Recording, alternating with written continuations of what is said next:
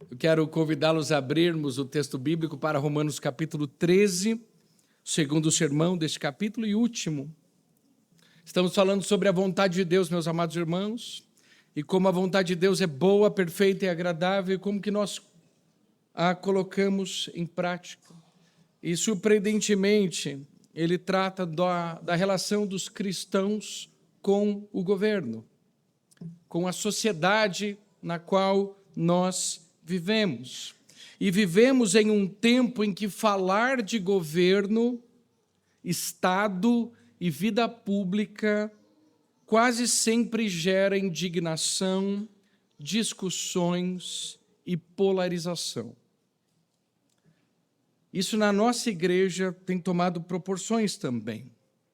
Então eu dou graças a Deus pela oportunidade de mais uma vez abrir a Escritura e permitir que ela fale. Como cristãos, ao nos depararmos com o capítulo 13, nós temos algumas perguntas que são genuínas e concretas. Como viver debaixo de um governo que definitivamente não reflete os nossos valores? Como que podemos viver debaixo de um governo que definitivamente não reflete nossos valores? Uma segunda questão: o que Deus espera de nós como cidadãos? Falamos da nossa dupla cidadania, quando iniciamos o estudo dos primeiros versículos. E o que Deus espera de nós? E até onde vai o respeito às autoridades e onde começa a obediência exclusiva a Cristo? Perguntas que espero que possamos responder. A vida cristã, meus amados, é a resposta ao Evangelho em forma de sacrifício vivo, com a mente renovada, não conformada a este século. E esse é a nossa grande verdade de hoje. Depois eu aumento essa grande verdade. Mas gostaria que vocês tivessem isso em mente. A vida cristã, ela é resposta ao Evangelho. Não existe vida cristã sem o Evangelho. A vida cristã é essa resposta ao Evangelho, mas não é um Evangelho simplesmente conhecido. É um Evangelho apropriado. É um Evangelho vivido. Por isso, a única resposta é sacrifício vivo, santo e agradável a Deus.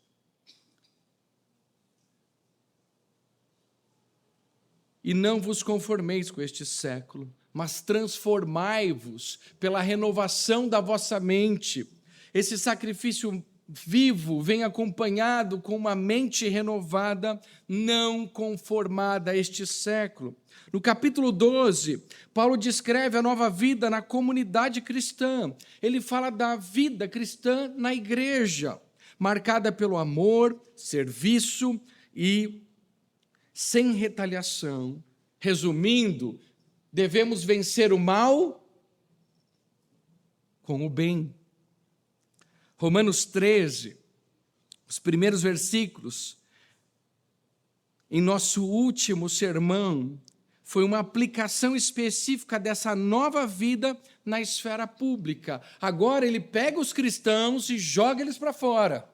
Vocês vão sair da igreja e vocês vão para a vida. Vocês vão para a vida pública, vocês vão ser professores. Vocês vão trabalhar, vocês vão para a universidade, vocês vão ter que ser cristãos lá também. E ele joga, então, e quando ele faz isso, ele agora começa a desenvolver como esse cristão deve se relacionar com o Estado, Estado com E maiúsculo. E aí, olhando para isso, podemos chegar então ao versículo de hoje. Eu quero começar um pouquinho antes, no versículo 6, o capítulo 13, e vamos até o final do capítulo. Romanos 13, a partir do verso 6. É por isso também que vocês pagam impostos, porque as autoridades são ministros de Deus, atendendo constantemente a este serviço, Paguem a todos o que lhes é devido, a quem tributo, tributo, a quem imposto, imposto, a quem respeito, respeito, a quem honra, honra. Não fiquem devendo nada a ninguém, exceto o amor de uns para com os outros, pois quem ama o próximo cumpre a lei. Pois estes mandamentos: não cometa adultério, não mate, não furte, não cobice, e qualquer outro mandamento que houver, todos se resumem nesta palavra: ame o seu próximo como você ama a si mesmo. O amor não pratica o mal contra o próximo. Portanto, o cumprimento da lei é o amor. Versículo 11. E digo isto a vocês que conhecem o tempo. Já é hora de despertarem do sono, porque a nossa salvação está agora mais perto do que quando no princípio cremos. Vai alta a noite, o dia vem chegando. Deixemos, pois, as obras das trevas e revistamo-nos das armas da luz. Vivamos dignamente, como em pleno dia, não em orgias e bebedeiras, não em imoralidades e libertinagem, não em discórdias e ciúmes, mas revistam-se do Senhor Jesus Cristo e não façam nada que venha a satisfazer os desejos da carne. Agora, nesses versículos, Paulo amplia ainda mais para a dívida do amor ao próximo e a vida à luz do dia que se aproxima, a volta iminente do Senhor Jesus. Meus amados e queridos, quando a nossa mente é renovada pelo Evangelho, aprendemos a ver o Estado como instrumento de Deus para conter o mal e promover o bem. Por isso, como cidadãos do céu e da terra, devemos nos submeter às autoridades com respeito sereno e consciente, sem rebelião carnal, nem muito menos esperança messiânica neles. E se isso é verdade, o que significa na prática viver na cidade, pagar impostos, conviver com vizinhos, discordar de autoridades e, ao mesmo tempo, honrar a Cristo? O que significa tudo isso? Paulo vai responder com 3 movimentos. Nós vamos viver como parte da sociedade, nós vamos assumir hoje a nossa dívida de amor para com a sociedade e manter a perspectiva do tempo em que vivemos. Nós já vimos a responsabilidade do cristão para com o Estado. Porém, também, o trecho é interessante, porque Paulo também delineia a responsabilidade do Estado para com os cidadãos. Qual é a primeira função do Estado? E eu acredito que até não sei se é a principal, mas qual é a função? Em primeiro lugar, a função do Estado é punir o mal. Ele tem essa função. A função restritiva, punir o mal. Não é sem razão, versículo 4, que ele diz aqui, pois a autoridade é ministro de Deus para o seu bem. Mas se você fizer o mal, então tenha medo, porque não é sem motivo que a autoridade traz a espada, pois é ministro de Deus vingador para castigar quem pratica o mal. E essa é a primeira função. Sem punição a assassinato, roubo, mentira e fraude, não há ordem civil possível. E Deus institui a autoridade para que ela possa restringir o mal. Em segundo lugar, e o texto poderia ter parado aí, mas não. Também ele diz que a função do Estado é para o bem. Uau! E ele continua, ele diz, isso é para o seu bem. O Estado é servo de Deus para o teu bem. Ele deve não só restringir o mal, mas também deve promover e recompensar o bem, comportamento e relacionamentos corretos e coibir e punir o mal. O que a gente pode aprender aqui? Assim, Romanos 13 rejeita tanto o governo mínimo absoluto quanto o Estado totalitário. E eu preciso dizer isso para vocês, porque nós vivemos em épocas de polarização extrema. O pessoal gosta de usar esses termos, né? Extremo isso, extremo aquilo, todo mundo é algum extremo. A Bíblia não. Ela não é a favor do Estado mínimo e ela também não é a favor de um Estado totalitário. Então, duas situações aqui que a Bíblia coloca, que ela descarta tanto o totalitarismo quanto o libertarismo. Então, são dois extremos, um do Estado mínimo, o outro do Estado gigantesco. Ela olha para o Estado cumprindo o seu papel. Eu não estou dizendo que isso é perfeito em todos os lugares. Nós temos situações de países sob regimes totalitários, né, e esse é o mais comum, é o que acontece, mais o mundo atual. Mas a Bíblia, ela não é porque você está no extremo que ela vai te levar para outro extremo, não. Deus nos chama para sermos cidadãos, para nós respeitarmos o Estado quando ele cumpre a sua função, o seu papel. Compreender esse papel do Estado nos ajuda a entender como o cristão se relaciona com o governo. À luz de Jeremias, os cristãos devem um respeito sereno e restrito até a governos não cristãos. E eu preciso agora levar vocês, por exemplo, para Jeremias capítulo 27. Geralmente não é comum para mim fazer isso, mas Jeremias é professor, porque ele estava onde? Na Babilônia. Jeremias estava na Babilônia. Jeremias 27, versículo 6. Profeta Jeremias, capítulo 27, versículo 6. E o próprio Jeremias escreve: Deus dizendo, abre aspas, para o Senhor falando. Deus diz no versículo 5, eu fiz a terra, os seres humanos e os animais que estão sobre a face da terra, com o meu grande poder e com o meu braço estendido, e a dou a quem eu quiser. Você estava preparado para ouvir isso hoje à noite? Eu a dou, mas vai continuar. Agora, eu entreguei todas estas terras nas mãos de Nabucodonosor, rei da Babilônia, meu servo. Até os animais selvagens eu entreguei a ele, para que o sirvam.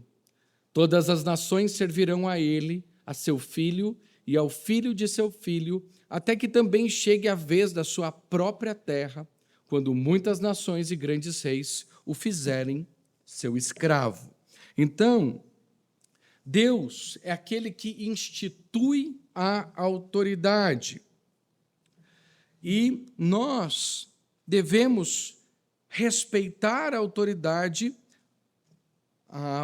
mesmo que muitas vezes nós não respeitemos ou não desejamos a pessoa que está no cargo.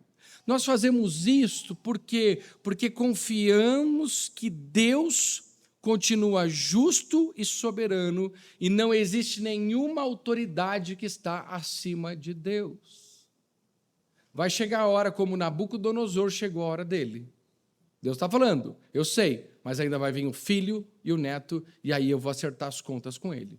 Vai ter o dia desse acerto de contas.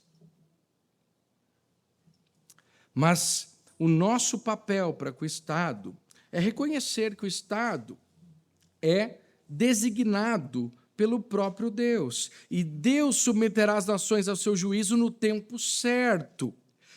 Esse respeito que nós temos para com o Estado, porém, não é nem cego, ou seja, nós não respeitamos ou aceitamos o que o Estado diz cegamente, nós temos a nossa consciência e fazemos isso debaixo da palavra de Deus, muito menos adulador,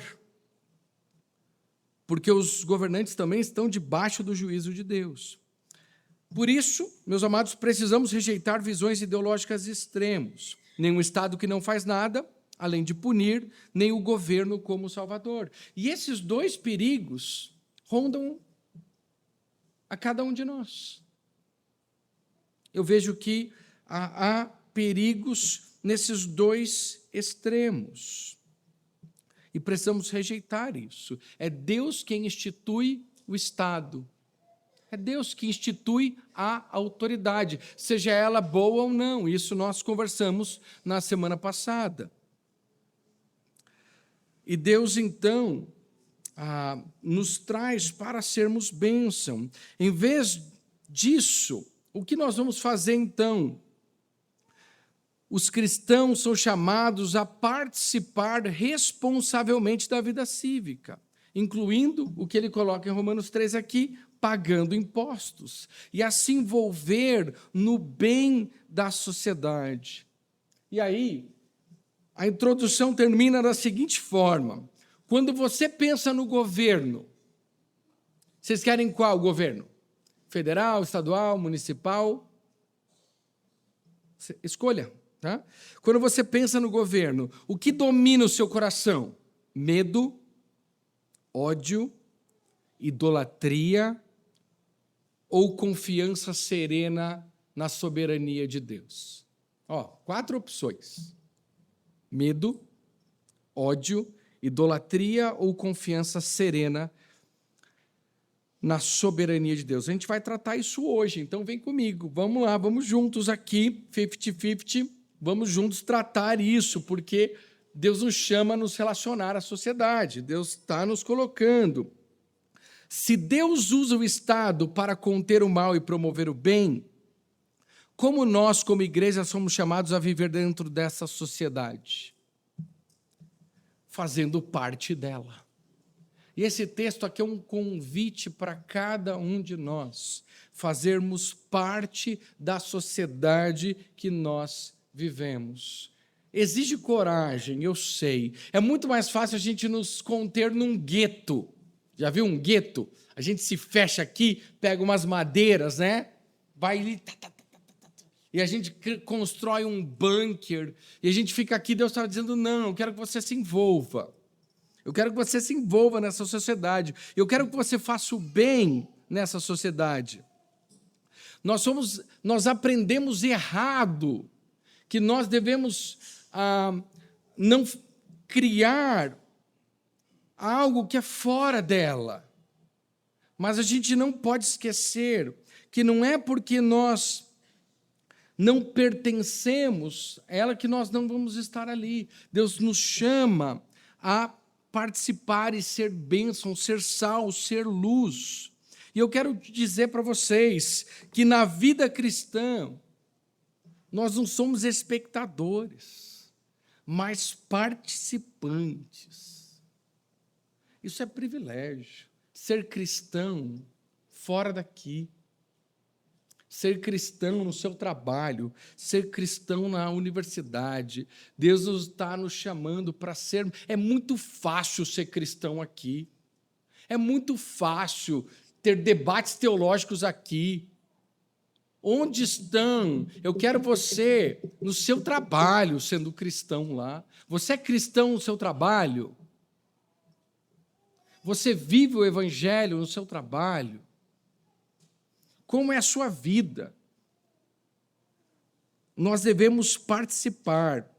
E quando nós lemos os versículos de agora, 8 a 10, que diz o seguinte: não fiquem devendo nada a ninguém, exceto o amor de uns para com os outros, pois quem ama o próximo cumpre a lei. Pois estes mandamentos, segunda tábua: não cometa adultério, não mate, não furte, não cobice, e qualquer outro mandamento que houver, todos se resumem nesta palavra: ame o seu próximo como você ama a si mesmo. O amor não pratica o mal contra o próximo, portanto, o cumprimento da lei é o amor. E ele usa a segunda tábua, porque ele está falando do quê? Ele está falando da sociedade. Ele está no capítulo 13 trazendo como nós devemos nos relacionar com o governo. Em outras palavras, ele está nos chamando a viver em sociedade. Mas é fácil interpretar esses versículos de maneira individualista, como se ensinassem a cada um de nós nada mais, nada menos que amar o nosso próximo. O trecho sobre o Estado está encaixado entre os mandamentos para amar os nossos inimigos, o nosso próximo. E aqui, meus amados, o que ele está fazendo é tornando o nosso amor uma força coletiva, né? Primeiro, a gente pode notar a conexão entre Romanos 12 e 13. Ele está dizendo no versículo 17, capítulo 12, não paguem a ninguém mal por mal, procurem fazer o bem diante de todos. E ele fala no versículo 21, não se deixe vencer pelo mal, mas vença o mal com o bem.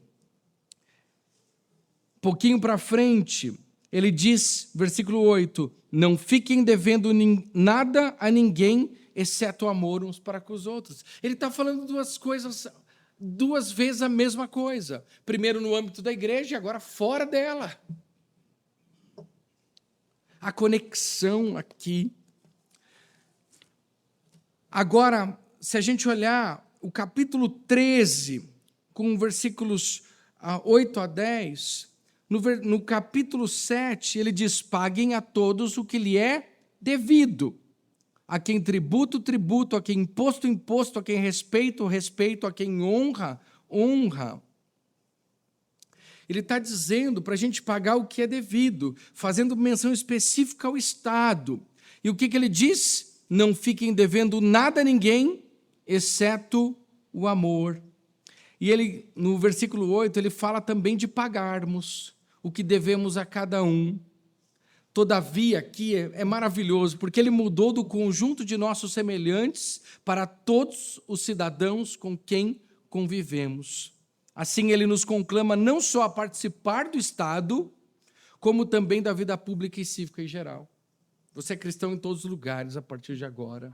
E você vai viver o seu cristianismo fora do seu ambiente, muitas vezes fora da igreja. Em nossos bairros, comunidades e cidades, os cristãos devem tornar-se grandes praticantes do bem.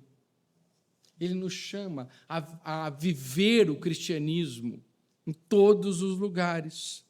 Jeremias é o grande exemplo bíblico de vencer o mal com o bem dessa maneira coletiva. Por quê? Porque ele chama os judeus exilados na Babilônia para vencerem o mal, buscando a prosperidade da cidade. Eu vou voltar lá pela última vez, Jeremias, agora não mais o capítulo 27, mas o capítulo 29. Olha o que ele diz. Jeremias 29. Quando Jeremias escreveu uma carta aos exilados babilônicos, eles se encontravam isolados em um enclave, recusando-se a tomar parte da cidade. E olha o que Jeremias diz para eles. Jeremias 29. Assim diz o Senhor dos exércitos, o Deus de Israel, a todos os exilados que eu deportei de Jerusalém para a Babilônia. Quem que deportou? Deus assume, eu deportei. Assim diz o Senhor, construam casas e morem nelas, plantem pomares e comam o seu fruto, casem e tenham filhos e filhas, escolham esposas para os filhos de vocês e deem as suas filhas em casamento, para que tenham filhos e filhas. Aumentem em número e não diminuam aí na Babilônia. Procurem a paz da cidade, para onde eu os deportei, e orem por ela ao Senhor, porque na sua paz vocês terão paz.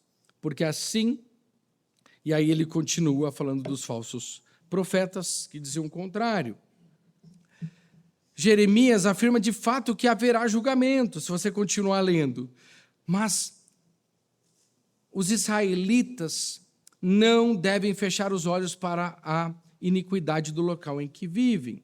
Contudo, por mais que eles não deveriam tomar parte nos rituais pagãos, eles precisavam se envolver com a cidade e buscar a sua paz e prosperidade. É Deus falando. Não devem se comprometer com valores pagãos, mas devem ser gloriosamente positivos para com a cidade.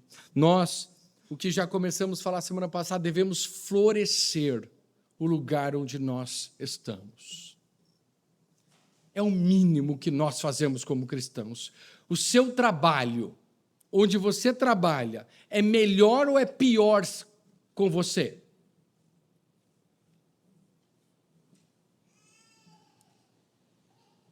Você prospera o lugar onde você chega? Ou não? Ou você é um prejuízo onde você chega? Eu lembro, há 5 anos atrás, quando eu fui transferido para o colégio, eu falei, eu não sabia muito o que eu ia fazer, o que Deus ia permitir eu fazer, a gente nunca sabe, mas eu orei e pedi ao Senhor que o dia que Deus me tirar daqui, que essa escola possa ser melhor de que quando eu cheguei. Que seja cada lugar aqui. Olha a força que nós temos aqui. Que quando você vai pisar para a sala, você vai entrar naquela sala de aula, 6º ano, 40 alunos. Você fala, não, quando eu sair dessa sala, esses alunos vão estar melhor do que quando eu entrei. Ou pelo menos eles vão aprender alguma coisa. Quando você pisar, sei lá onde, na segunda-feira, já deixa ele lá. Não, eu vim aqui para florescer esse lugar. Que sejam outros que vão ficar reclamando, que sejam outros que vão ficar matando o trabalho, roubando e outras coisas. Nós vamos florescer o lugar. A gente fala dos políticos que são corruptos, e grande parte deles, infelizmente, no Brasil são. Mas quantos corruptos não há aqui hoje? Que roubam o tempo no trabalho, que roubam material no trabalho, que pegam uma caneta e falam, não, isso aqui, pôr no bolso aqui, e assim por diante. Quantos de nós? Você acha que eles começaram aonde?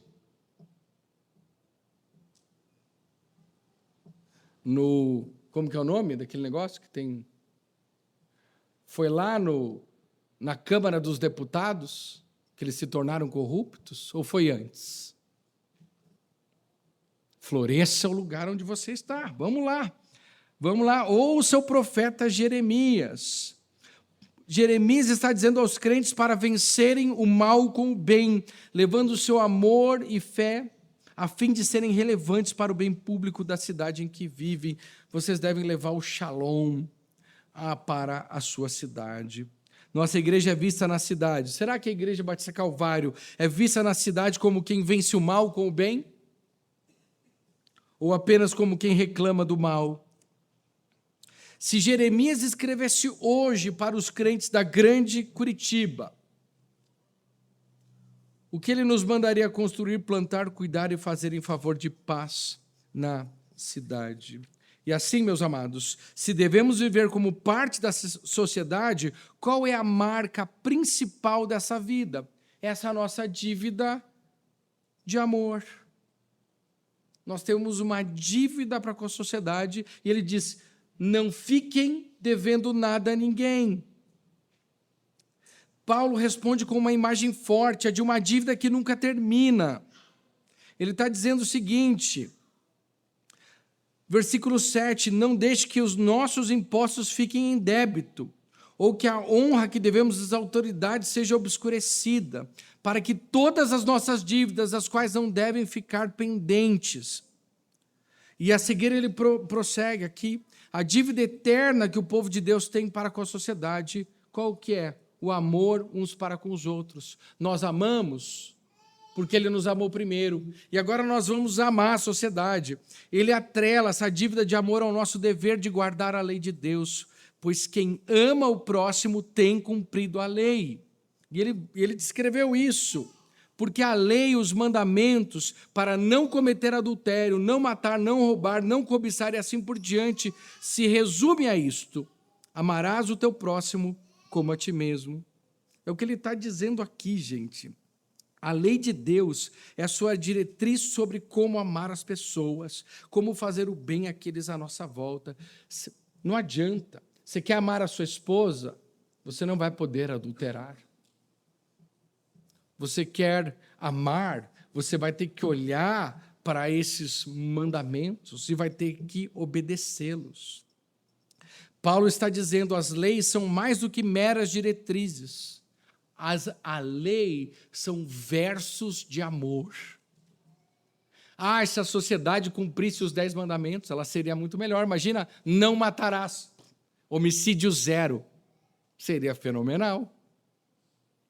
O quanto que nós economizaríamos em quintilhões de dólares se esse mandamento fosse obedecido. Hoje nós temos guerras e tantas coisas. Não, mas a gente não pode matar, a gente vai ter que resolver de outro jeito. E aí?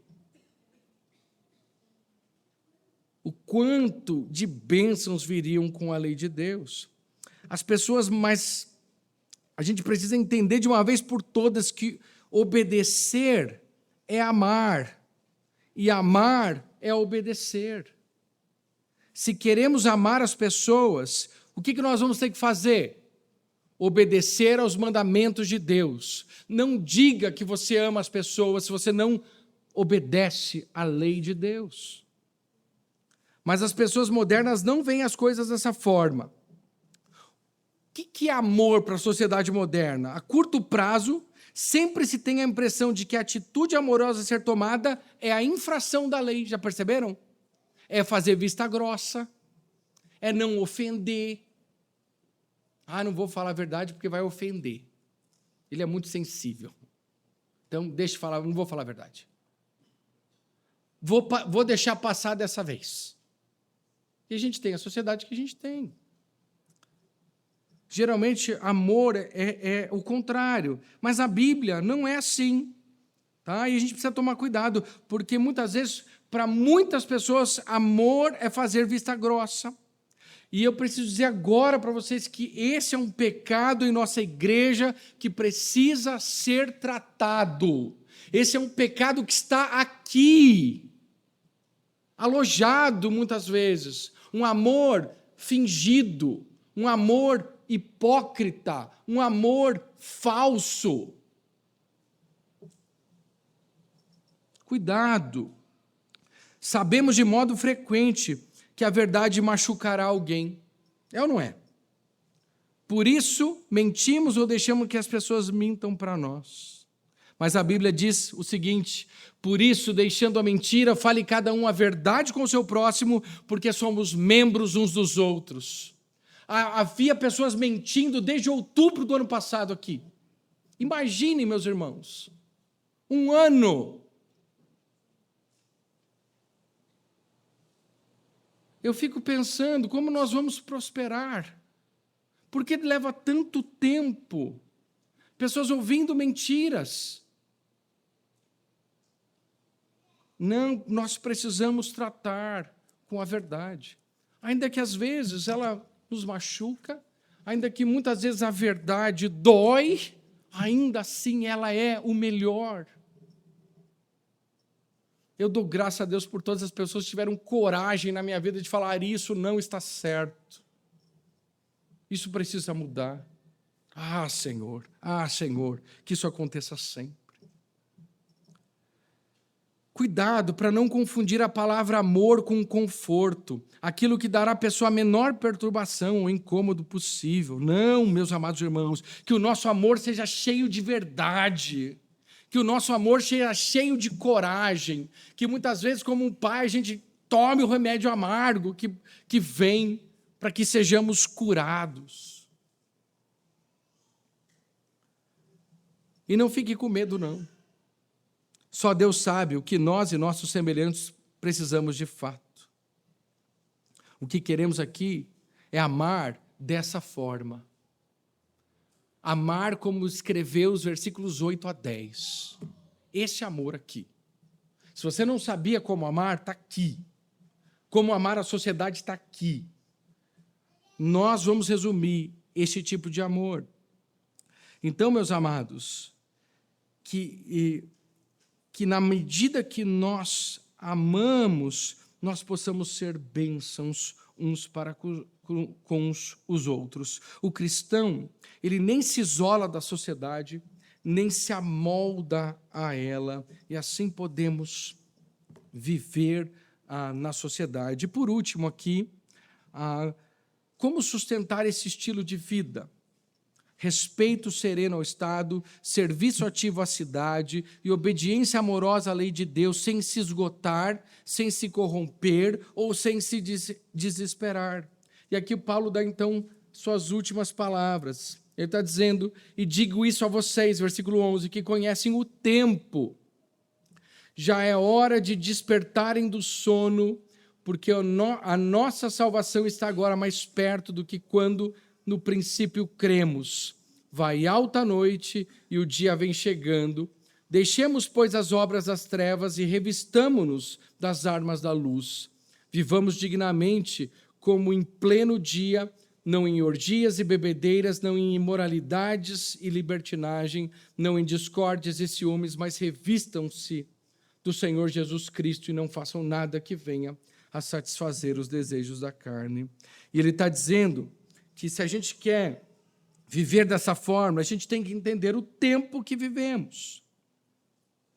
Precisamos saber e lembrar que nós somos tanto cidadãos do Estado como do céu. E o que ele está dizendo? Ele está dizendo, olha, gente, o dia se aproxima.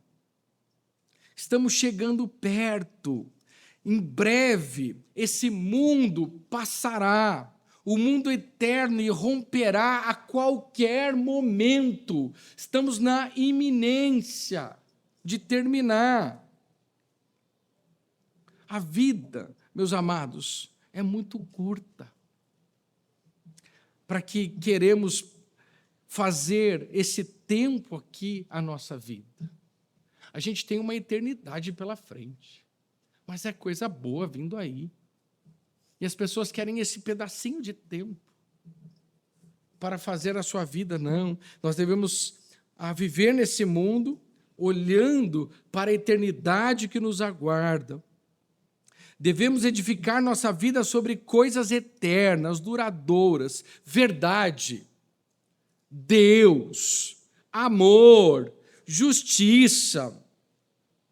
E, aliás, você nem precisa ser cristão para ter uma visão da natureza ruim desse mundo. Se você aposta as fichas nesse mundo, você vai se arrepender. O mundo não consegue. Não, mas Deus tem os seus valores, são muito mais, que são imperecíveis. E muitos não cristãos, eu não estou falando de crentes, muitos não cristãos que quase morreram de repente, descobrem que suas prioridades sofreram uma reordenação profunda. Muitas vezes, quando a gente está perto da morte, a gente muda os nossos valores, porque a gente começa a perceber que esse mundo não é tudo isso. Na verdade, ele não é nada. Os cristãos devem viver nessa perspectiva, como se a nossa vida fosse terminar hoje. Hoje é o meu último dia. Amanhã estarei com Cristo. E agora? Né? Como que eu vou viver? Será que Deus ele vai mudar na sua escala de prioridades? Será que os valores eternos não começam a ganhar uma proporção maior? A verdade maravilhosa é que cada dia de nossa vida, a nossa salvação está mais perto do que do início quando cremos. A cada dia nós estamos mais perto de Cristo, e essa é a realidade. É para isso que Ele nos chama. Então, como que devemos viver? E Ele está dizendo aqui, revistamo-nos das armas da luz. Viveremos de modo decente, como quem vive de dia, não mais nas trevas, mas na luz. E Ele nos chama a viver já nesse mundo aqui, como se o céu tivesse chegado. E é tremendo isso. Como que a gente vai fazendo isso? Nos revestindo. Primeiro ele vai despojar ali, né? Ele diz, não em orgias e bebedeiras, não em imoralidades e libertinagem, não em discórdias, brigas, ciúmes, mas revistam-se do Senhor Jesus. Então ele tira esses trapos do pecado e você se reveste de Cristo Jesus. Alguém aqui já usou uma roupa daquelas de festa, de gala? A maioria de vocês já foi num casamento, então você já deve ter vestido, né? Uma roupa, aquela, né, de gala. Como que você... Isso muda você ou não? Muitas vezes as mulheres vão colocar um salto mais alto nesse dia, né? Eu nem sei como que consegue andar, mas está lá, saltão, né? E que mais? Então, aí faz o cabelo, né? Escova, deixa bonito o cabelo, né? Aquela coisa. Os homens, né? Lá, colocam aquela camisa que o botão quase aqui, ó, enforca, né, cara? E vai. Tá todo mundo lá. E todo mundo se comporta daquela forma, né? No casamento, todo mundo lá. Ninguém vai ficar lá agindo como se quisesse fazer exercício. Imagina, o cara tá lá todo de terno, não sei o que, ele começa. Fica estranho? Ó, o pessoal, para, pastor, para com essa vergonha, né? Mas não fica, é isso que está acontecendo, não tem sentido mais. Você está revestido de Cristo e querer viver como se estivesse no mundo, fazendo o que o mundo faz. Então ele estava dizendo, vivam nesse mundo, mas revistam-se de Cristo. E essa é a ideia. Nós estamos nesse mundo, mas não fazendo o que o mundo faz, revestidos de Cristo. Isso é tremendo. Como ele disse em Romanos capítulo 6, agora hajam como mortos para o pecado, e lembrem-se, meus amados, de quem vocês são. Aqui Deus os chama para fora. Deus os está chamando para viver um cristianismo de segunda-feira. E eu espero que vocês possam ser cristãos lá fora, no seu trabalho, no seu lar, na sua universidade, que possamos viver o amor, esse amor que ele descreveu nos seus mandamentos, todos os dias da nossa vida e não somente aos domingos. Vamos orar. Querido Deus e nosso Pai, nós te louvamos, Senhor, porque podemos viver a Tua vontade, porque podemos, ó Deus, usufruir da Tua palavra hoje, pedindo que ela venha a moldar o nosso pensamento e a nossa vida. Ó Deus, ajuda-nos a ser luz do mundo, a ser sal da terra, e abençoa, Senhor, a cada um aqui, para que o nosso cristianismo possa ser verdadeiro, para que o nosso cristianismo possa chegar, ó Deus, em tantos lugares e que possamos florescer, ó Deus, o nosso trabalho, a nossa cidade, porque procuramos fazer o bem, porque procuramos testemunhar da graça e assim, ó Deus, nos fortalece, ó Deus, e abençoa a nossa sociedade, o nosso país. E assim te louvamos em nome de Jesus. Amém.